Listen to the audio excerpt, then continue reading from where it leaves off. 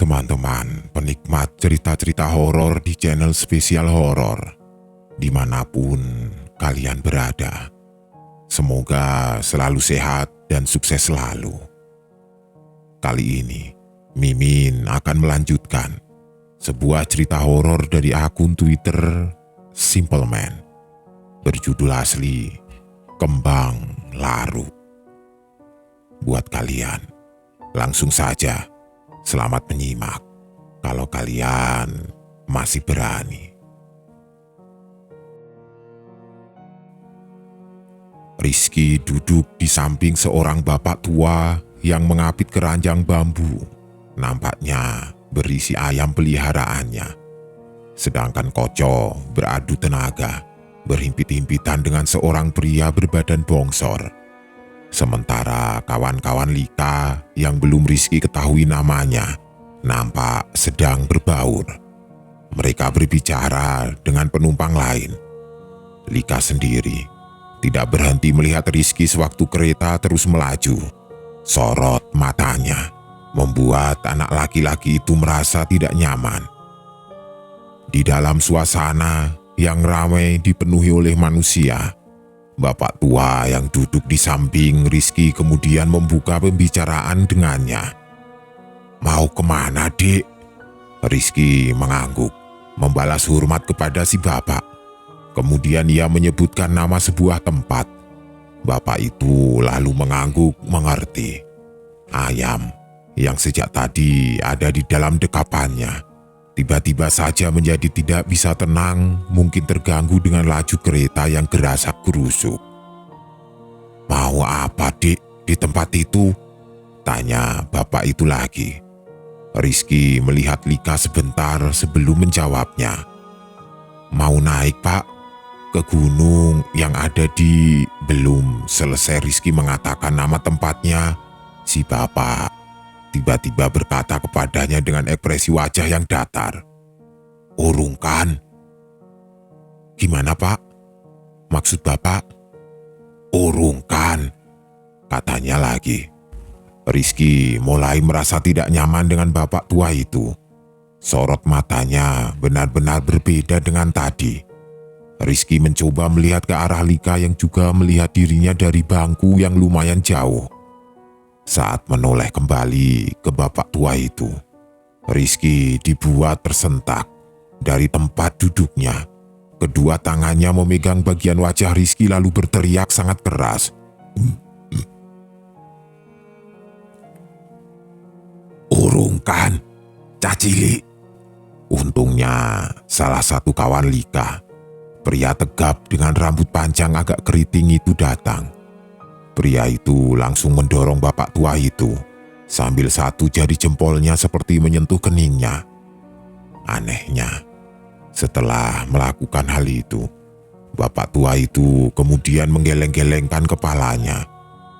Kejadian itu membuat Rizky menjadi pusat perhatian orang-orang yang ada di dalam gerbong. Untungnya, tidak ada yang tahu kejadian yang sebenarnya. Semua orang kembali ke tempatnya masing-masing. Pria itu kemudian berjalan mundur meninggalkan Rizky. Bapak tua itu melihat Rizky kemudian bertanya kepadanya lagi, "Mau kemana, Dek?" Seperti itulah, belum sampai menginjak tanahnya saja hal janggal sudah mulai terjadi. Rizky tidak bisa membayangkan apa yang sebenarnya sudah menunggu dirinya. Kereta yang ditempuh oleh Rizky memakan waktu kurang lebih 10 jam. Itu pun baru menginjak satu kota, karena ia harus segera bersiap untuk langsung naik ke kereta selanjutnya yang juga memakan waktu yang tidak sedikit. Sejujurnya ini adalah perjalanan yang paling melelahkan bagi Rizky. Mereka baru sampai di kota terakhir pukul 11 siang. Setelah itu, Lika baru bisa memimpin semua orang menuju ke suatu tempat yang tidak jauh dari stasiun terdekat. Sebuah bengkel tua yang entah dimiliki oleh siapa. Bengkel itu menampung mobil besar dan Lika menemui seseorang di sana. "Pak Le, ini aku," katanya kepada seorang laki-laki yang mengenakan kacamata hitam yang duduk sambil menyesap kopi. Laki-laki itu membuka kacamatanya dan langsung mengenali Lika. "Loh, kamu, Nduk? Kamu ngapain di sini? Kamu masih belum paham ya?" Belum juga orang itu selesai berbicara, Lika sudah memotong pembicaraan. "Sekarang aku sudah membawa bunganya." Setelah mengatakan itu, laki-laki itu kemudian memandang ke semua orang. Ia nampak terkejut, terutama saat melihat wajah Rizky. "Stres? Jangan bilang kamu akan..." Lagi-lagi, belum selesai berbicara, Lika memotong ucapan orang itu. "Sudah, sekarang antar ke rumahnya Mbah Kung. Kita ngomong saja di sana." Orang itu masih menunjukkan ekspresi yang gelisah. Ia tidak berhenti melihat Rizky. Ini tentu saja hal yang sangat mengkhawatirkan. "Kamu itu tidak juga paham kapan harus berhenti?" Semua orang kemudian naik ke mobil jeep butut milik orang itu. Rizky duduk di samping perempuan berambut pendek yang selalu tersenyum setiap kali Rizky tanpa sadar melihatnya. Koco sendiri juga lebih banyak diam, tidak seperti Koco yang biasanya. Dari stasiun, mereka kemudian menuju ke sebuah desa yang ada di kaki gunung, tempatnya sangat jauh di pedalaman. Sempat melewati bagian-bagian jalur setapak dengan pohon-pohon tinggi besar di kanan kiri. Bahkan mobil harus melaju di atas lintas sungai kecil. Setelah melewati segala halang rintang, barulah mereka melihat sebuah gapura yang dibangun dari batu bata merah. Jika diperhatikan, gapura ini cukup lama, dengan rumah-rumah di sepanjang jalan yang terus naik. Sampai akhirnya, mobil jeep berhenti di satu rumah dengan halaman yang luas. Orang itu kemudian turun dan menuntun mereka bertemu dengan seorang kakek tua yang sedang memberi makan ayam. Awalnya, tidak ada yang terjadi dengan mereka. Bahkan setelah melihat Lika, tidak ada perubahan ekspresi apapun sampai orang tua itu melihat Rizky dan seketika wajahnya berubah. Orang tua itu sontak berteriak dengan nada yang keras. "Kamu gila? Apa maksudmu ini?" Lika kemudian maju dan berusaha menjelaskannya. Tapi kakek tua itu tidak mau mendengarkan. "Ikut aku. Kamu juga." Rizky termangu. Ia juga dipanggil oleh orang tua yang tidak dikenalinya itu bersama dengan Lika. Sementara Koco dan yang lain menunggu di sebuah bangunan mirip musola atau padepokan yang ada di bawah pohon rambutan. Di dalam ruangan itu, Mbah Kung, orang yang sudah bertahun-tahun diberi mandat jadi juru kunci di atas tanah ini, berteriak kepada Lika. Wajahnya benar-benar menakutkan, tidak seperti wajah tenang yang sebelumnya dia tunjukkan. "Kamu itu mencari masalah di sini. Tidak begini caranya untuk mencari saudaramu. Bisa-bisa yang tidak bisa pulang itu kalian juga." Lika hanya diam saja melihat orang tua itu. Sebelum kemudian dia berdiri, Lika berkata dengannya dengan suara yang selembut mungkin. "Ngerti, Mbah, tapi Bapak semakin lama semakin tidak kuat menanggung ini semua.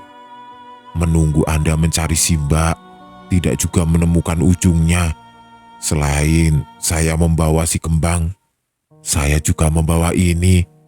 Lika menunjukkan sesuatu di dalam tas yang dia bawa. Seketika, wajah orang tua itu tampak bingung. Wajahnya tiba-tiba berubah menjadi semakin pucat. Ia terus berjalan mundur. "Maksudmu apa? Kamu sampai membawa ini? Kamu tidak mau menghormati saya sebagai juru kunci di sini ya?" Lika berujar dengan suara yang teramat tenang. "Biar aku dan teman-temanku naik. Mbah tidak perlu ikut campur. Semua sebab akibat siap aku tanggung sendiri." Mbah Kung mengalihkan pandangannya melihat ke arah Rizky. Ia bisa tahu kalau ada yang tidak beres dari anak ini. Mbah Kung mendekatinya. "Kamu nak, kamu mau naik dengan anak perempuan ini?" Rizky melihat Lika sebelum mengangguk. Mbah Kung kemudian mengerti.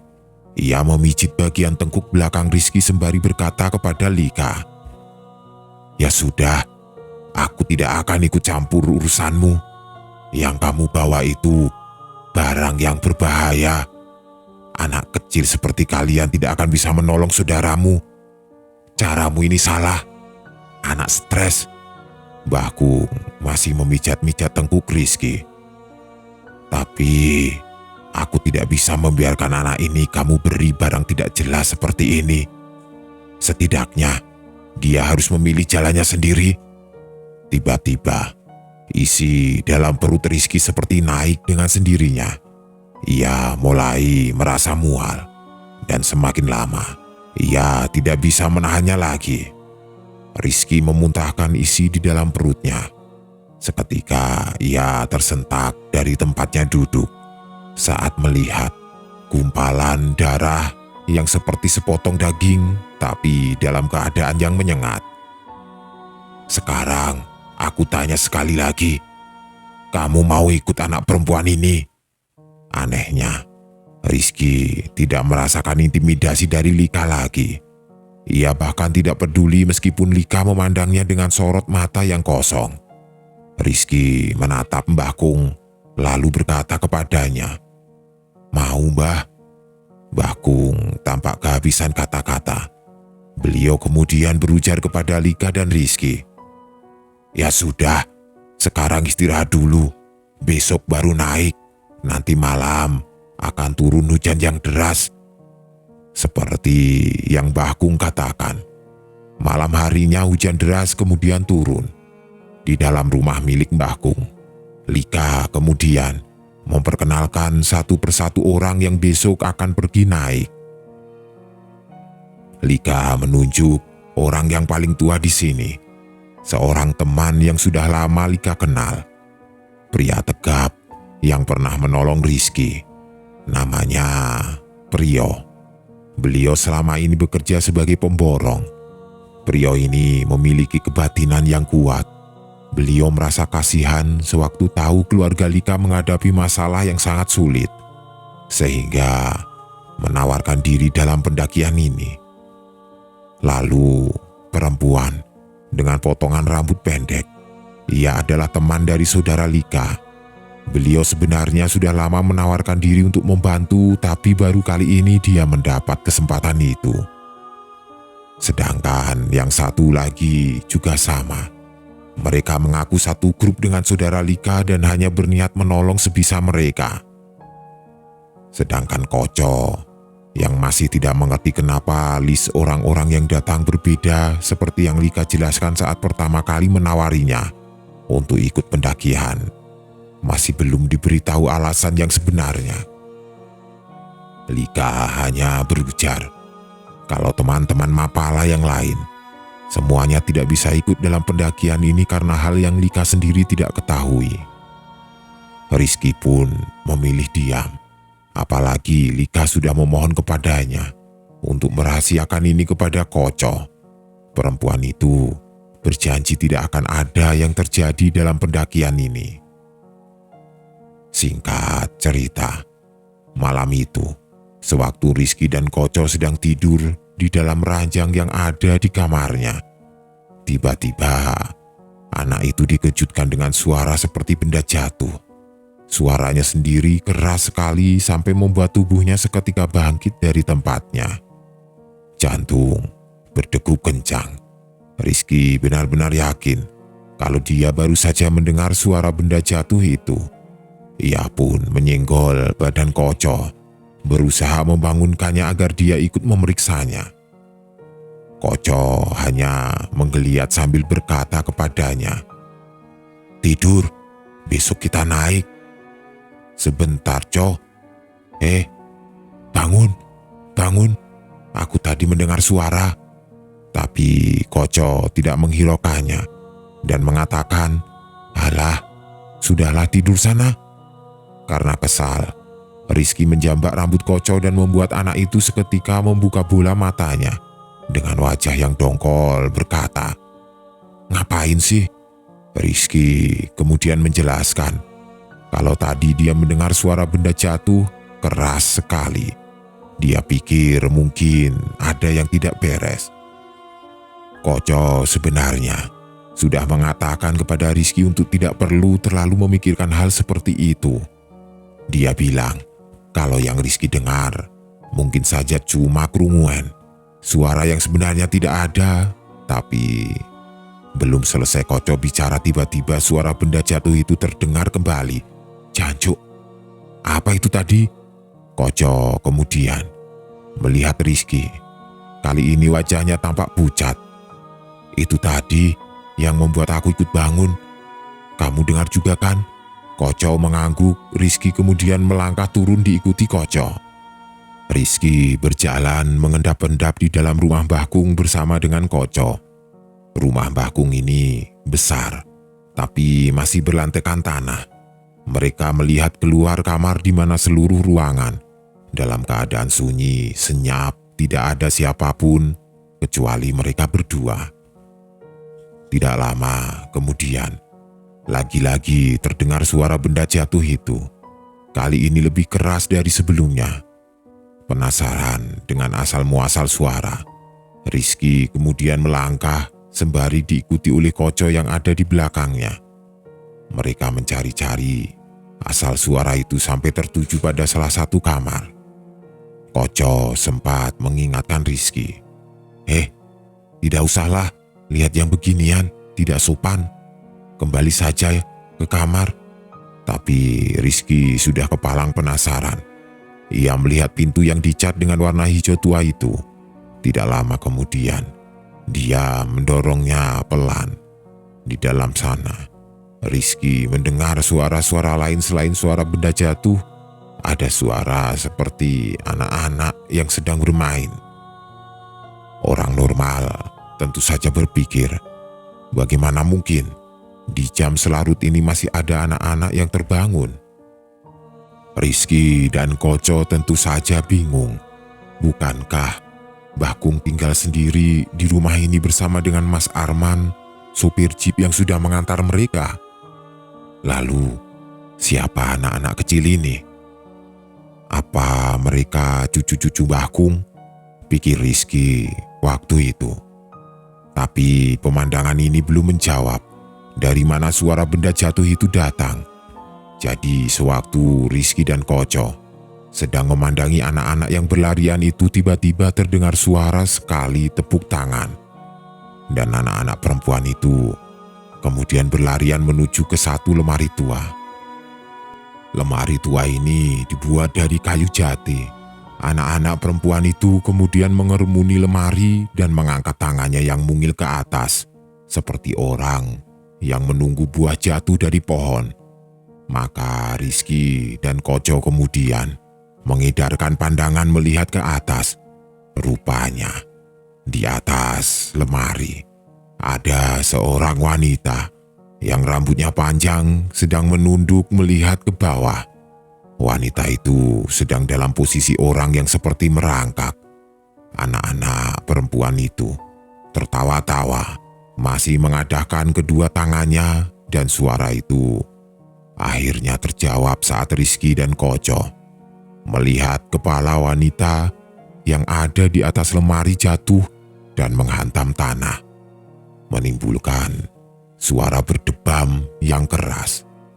Sontak, Rizky dan Koco terdiam seketika, terutama saat tawa anak-anak itu tiba-tiba lenyap dan melihat ke arah Rizky dan Koco yang sedang mengintip. Iya, anak-anak perempuan itu melihat Rizky dan Koco. Tapi sialnya, anak-anak kecil itu satupun tidak ada yang memiliki wajah, termasuk sepotong kepala yang ada di tangannya. Rizky seketika membanting pintu itu kemudian berlari bersama dengan Koco. Mereka cepat-cepat menuju ke kamar. "Apa itu tadi?" ujar Rizky yang benar-benar merasa ketakutan. Koco masih berdiri di depan pintu seperti sedang menahannya. Rizky hanya bisa duduk sambil mengusap-usap wajahnya. Setelah itu ia cukup tenang. Rizky melihat ke arah Koco. "Kamu ngapain di situ? Kesini?" Tapi Koco bergeming dari tempatnya. Ia masih diam mematung seperti orang yang melamun. Rizky pun berdiri mendekati Koco. "Kenapa sih kamu?" Koco masih diam. Saat itulah Rizky melihat ke tempat Koco sedang melihat, dan di sana Rizky menemukan ada seorang wanita yang tadi sedang duduk dan menyisir rambut panjangnya menggunakan jemari tangannya. Rizky seketika terdiam, tidak dapat bergerak. "Mas, kamu besok mau naik ya?" kata wanita itu. Meskipun tidak memiliki wajah, suara itu seperti keluar dari dirinya. Tidak hanya itu saja, suaranya terdengar begitu lembut dan halus. Rizky tidak menjawab. Koco juga sama saja. "Di atas itu tempat yang paling jahat loh. Kalau aku jadi kamu, aku akan memilih di sini saja. Enak sama aku, Mas. Aku tidak akan sampai mencabut sukmamu seperti yang apa mereka lakukan." Wanita itu masih menyisir rambutnya. Rambutnya panjang sekali hingga menyentuh ke tanah. Di tengah-tengah ketakutan itu, Rizky melihat wanita itu kemudian berdiri. Ia menutupi wajahnya dengan rambutnya yang panjang. "Kesini, di sini saja ya sama aku." Rizky menggelengkan kepalanya dengan keras, menolak, sembari tubuhnya menyenggol Koco yang ada di sampingnya. Niat Rizky adalah pergi dengan Koco dari kamar ini. Tapi aneh, Koco masih diam seperti orang yang benar-benar kosong. Sadar, sadar." Wanita itu kemudian mendekat. Angin seperti bertiup membuat tubuh Rizky terasa dingin. Ia pun menyenggol Koco lebih keras dengan bahunya. Dan saat itulah Rizky melihat kepala Koco jatuh dan menghantam ke tanah. Pagi harinya, Rizky dibangunkan Koco dengan cara menepuk pipinya. "Bangun, tidur seperti mayit, setan. Bangun, cepat mandi terus pergi gitu loh. Bujang, tapi bangun siang." Rizky melihat Koco sudah rapi. Baju dan perlengkapan mendaki juga sudah siap semuanya. Rizky menahan sakit di kepalanya. Setelah semalam dia merasa kalau benar-benar melihat hantu wanita yang menghuni rumah Mbah Kung. Dia pun pergi ke kamar mandi, bersiap seperti yang lain. Setelah semua perlengkapan dan persediaan sudah selesai, Rizky kemudian menyusul yang lain. Di luar rumah, Koco, Lika, Priyo, Putri, dan Andris sudah menunggu Rizky. Mereka memang sengaja akan mulai mendaki saat matahari sejajar di atas kepala. Maka mereka pun bersiap bersama. Tapi Mbah Kung yang sedang duduk di teras depan rumah sembari menyesap tembakau memanggil Rizky, beliau kemudian bertanya, "Sudah ketemu sama hantunya rumah ini? Bagaimana?